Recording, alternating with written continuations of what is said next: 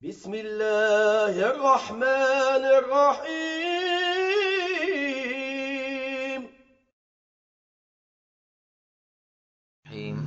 Assalamualaikum warahmatullahi wabarakatuh. Alhamdulillahilladzi allafa baina qulubina fa asbahna bi ni'matihi ikhwanan. Allahumma salli ala Muhammadin wa ala alihi wa ashabihi wa ansarihi wa junudihi wa man tabi'ahum bi ihsanin ila yaumiddin. Saudaraku rahimakumullah, babak demi babak perjalanan sejarah umat Islam telah dilalui, dan bahkan masih ada satu babak lagi yang belum dialami oleh umat Islam. Mari kita kembali melihat hadis riwayat Imam Ahmad tersebut yang membicarakan soal ringkasan sejarah perjalanan umat akhir zaman yang beriman kepada Nabi Muhammad SAW, yaitu umat Islam. Babak pertama yang disebut Nabi sebagai babak an-nubuwah, babak kenabian, merupakan babak yang sangat ringkas. Dia berlangsung tidak lama, hanya 23 tahun. Sejak awal Nabi Muhammad SAW diutus pada usia 40 tahun, hingga beliau berpulang ke rahmatullah pada usia 63 tahun. Babak kenabian ini terbagi atas dua bahagian yang sangat penting. Bahagian pertama biasa disebut dengan Fatrah Makkiyah, periode Makkah, sedangkan bahagian kedua disebut dengan Fatrah Madaniyah, periode Madinah. Pada periode Mekah, kaum muslimin pengikut Nabi Muhammad SAW menjadi kaum yang tertindas, minoritas, dan terbatas ruang geraknya. Sementara pada periode Madinah, kaum muslimin menjadi komponen terbesar dari masyarakat demografi kota Madinah, sehingga mereka menjadi mayoritas.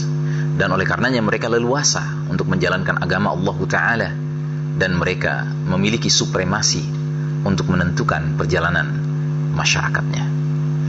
Nah, saudaraku rahimakumullah, secara ringkas kita dapat mengatakan bahwa pada babak kenabian ini Allah Ta'ala mentakdirkan sirah nabawiyah, sejarah perjuangan Nabi yang 23 tahun itu, dengan kelengkapan bahagiannya yang sangat penting sebagai pelajaran bagi umat Islam yang hidup di masa-masa selanjutnya.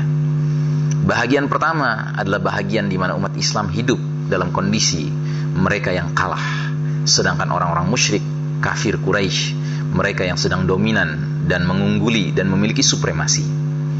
Sementara dalam babak kedua, yaitu periode Madinah, kaum muslimin diberikan izin oleh Allah Ta'ala untuk menegakkan sistem Islam dengan segenap kelengkapan dinul Islam, agama Islam, yang memperlihatkan karakteristik utamanya syamil, kamil, mutakamil, komprehensif, lengkap, sempurna, dan saling menyempurnakan antara satu bidang dengan bidang lainnya.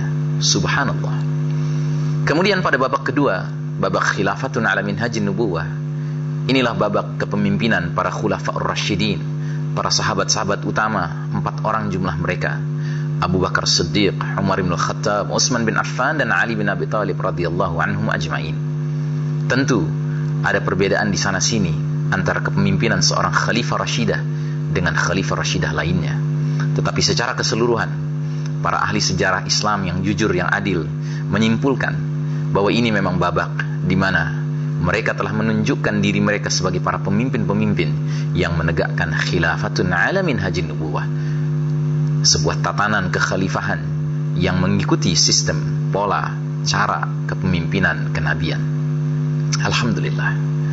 Setelah itu masuklah babak ketiga, yaitu babak mulkan adan, para raja-raja, para penguasa-penguasa yang menggigit. Inilah di dalam sejarah Islam yang dikenal sebagai era para kerajaan-kerajaan Islam. Ada 3 kerajaan besar yang mewarnai babak ketiga ini, babak mulkan adan ini, yaitu Daulat Bani Umayyah, Daulat Bani Abbasiyah, dan Kesultanan Utsmani Turki, yang di dalam kitab-kitab sejarah disebut sebagai The Ottoman Empire atau Imperium Utsmaniyah.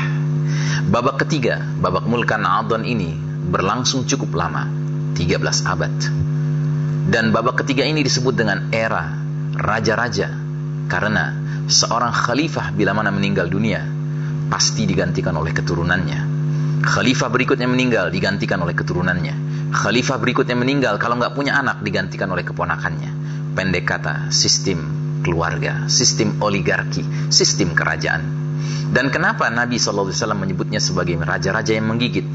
Karena betapapun mereka menggunakan sistem suksesi kerajaan, tetapi mereka merupakan raja-raja yang masih menggigit Al-Quran dan Sunnah. Berbeda dengan Khulafa Ar-Rasyidin, mereka menggenggam Al-Quran dan Sunnah. Ibarat orang naik bukit diberi tali, tentu yang lebih aman adalah menggenggam talinya hingga ke atas, bukan menggigitnya. Bila menggigitnya tentu bisa sampai ke atas pula, tetapi lebih banyak resikonya. Maka babak ketiga ini adalah babak yang kata orang Prancis, comme si comme ça. Ya, separuh-separuh.